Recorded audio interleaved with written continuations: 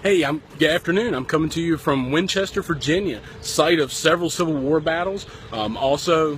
This town changed several times, officially 13 times during the war, but about 90 times if you go by what the citizens say.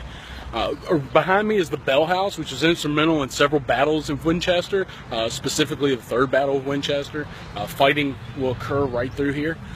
Across the road we have the courthouse, and we have the old courthouse down the street when they have this old courthouse Civil War Museum there, which is run by the Shenandoah Valley Battlefields Foundation, as well as this property here at the Bell House. The reason I'm here in Winchester is because we're doing our conference, the annual conference for the Shenandoah Valley Battlefields Foundation, Jackson's 1862 campaign, Mystify, Mislead, and Surprise. It's been a wonderful, wonderful conference so far. We've went to several battlefields. We've went to West Virginia, to Martinsburg, to John Brown's hanging site in Charlestown. We went to the Battle of Falling Waters. I mean, we have been to some really cool places. That was our first day.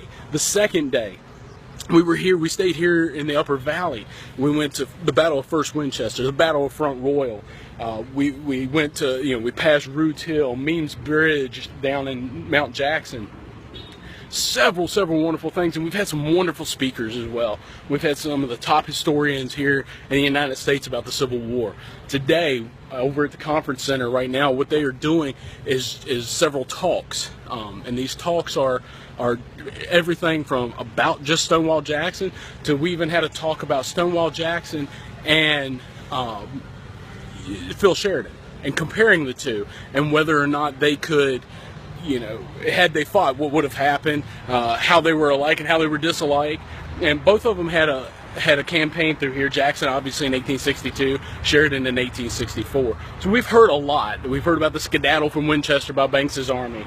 I mean, you name it, it's probably been talked about at this conference. On top of it, we've talked about preservation as well. For instance, the first Winchester battlefield, there's really nothing left of that battlefield. There's a few spots that you can go and see where it would have happened, but there's signs. That's about it. We've talked about how important it is to preserve things, not only for the generation currently, but for generations coming up. History isn't just about the Confederacy and the Union. It's about what we made mistakes as in our history, and what we can learn from that and move forward with. And that's what the Shenandoah Valley Battlefields Foundation does.